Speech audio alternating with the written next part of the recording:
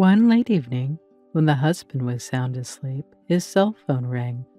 Terrified that the sound would disturb the baby sleeping in the crib next to her, Megan mechanically pressed the answer button, and a woman's voice was heard on the other end. Caught by a flash of jealousy, Megan responded in a slurred whisper, so it was impossible to make out even a woman or a man's voice.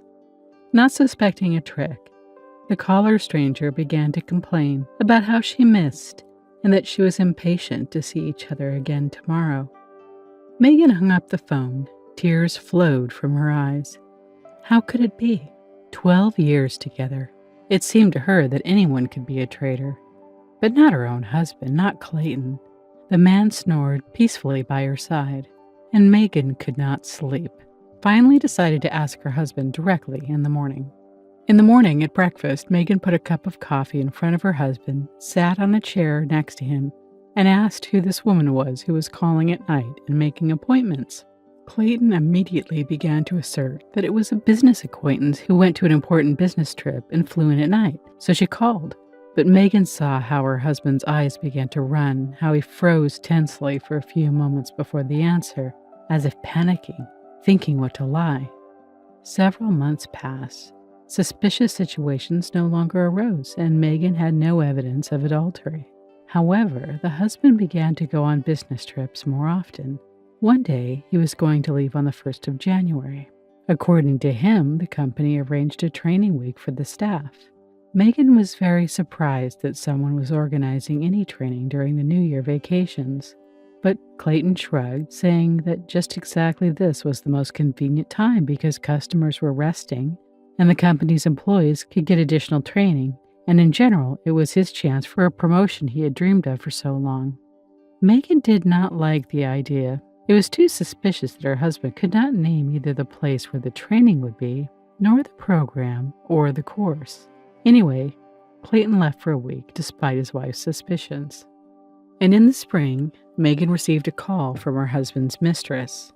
The woman smugly announced that Clayton was leaving Megan because he was tired of her and their quarrels, the eternal financial problems, and her sick parents who lived with them. In addition, he had trouble at work because of all the stress Megan caused him. In the end, she added that now she would be the main woman in his life, and she would create a normal environment so that finally Clayton could fully work and grow as a career. Megan felt like a little girl who was led into a thicket of woods and left in the dark. It was scary, cold, and lonely. Her soul was torn apart, and she could almost physically feel it bleeding. The days flew by, one after the other. Every day, Megan woke up mechanically getting ready, took her daughter to the kindergarten, and went to work alone. She did not care what she looked like, what she wore. At work, she did not communicate with anyone, just sat all day in front of the computer. Summer came. Megan's parents moved to the countryside, taking the child with them. In the evenings, Megan was all alone. In the daytime, when she remembered that she had to go back to the empty house, she wanted to do something irreparable to herself. And in the evenings, she began to drink with her friends, or even alone. Sometimes she sat and cried all night, pouring her heart out to her cat. And in the morning, she went to work with a swollen face from tears. But one day, Megan suddenly had an epiphany. What was she doing to herself? Why destroy herself because of this traitor, who traded his family for more comfortable conditions, and this thief who stole her happiness? The woman wondered. Her husband spent almost all the money he earned on his hobbies and sports cars, all their life together, and Megan had never seen any help from him. She paid for the apartment, clothes, food by herself, because hobbies and a cool car were more important for Clayton. Yes, his mistress was a thief. She stole Megan's husband and her daughter's father. But who opened the door for her? Who let the thief into the family? The traitor, who, after 12 years of marriage, went to look for profit elsewhere. Megan looked around. The house was a mess. Out of the mirror, looking an incomprehensibly aged woman with bags under her eyes. Suddenly, she calmly told herself that it was time to stop mourning the betrayal and finally get Clayton out of her thoughts and out of her heart. The recovery was hard, but Megan was able to get through it. She picked up her daughter and brought her back from the village. Every moment spent with her child was a great happiness now. It was as if Megan was reminded that she had someone to live for. The woman filed for her divorce. At times, she still had regrets, but she learned to look at her life as if from the outside. It helped her understand many things. Clayton had never really been a good family man. An egoist who lived his life, and his family was just a comfortable place for him to eat, sleep, and watch TV. He and Clayton were not a team. More than a year passed. During this time, Megan saw Clayton only once, from the bus window.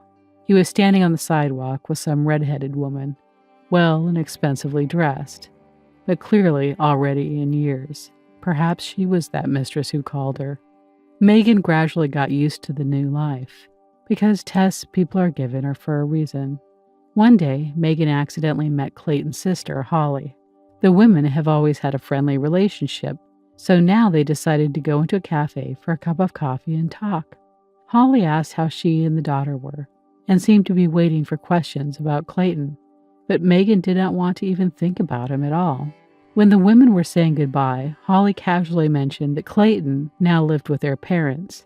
She wanted to say something more, but Megan interrupted her, saying that she did not want to hear anything about her ex-husband. It was his life, and he has made his own choice. Soon, Clayton called and asked to meet her. He began to sing a very popular song of all the returning traitors about how he only now realized that he had made a mistake, how much he really loved Megan and could not live without her.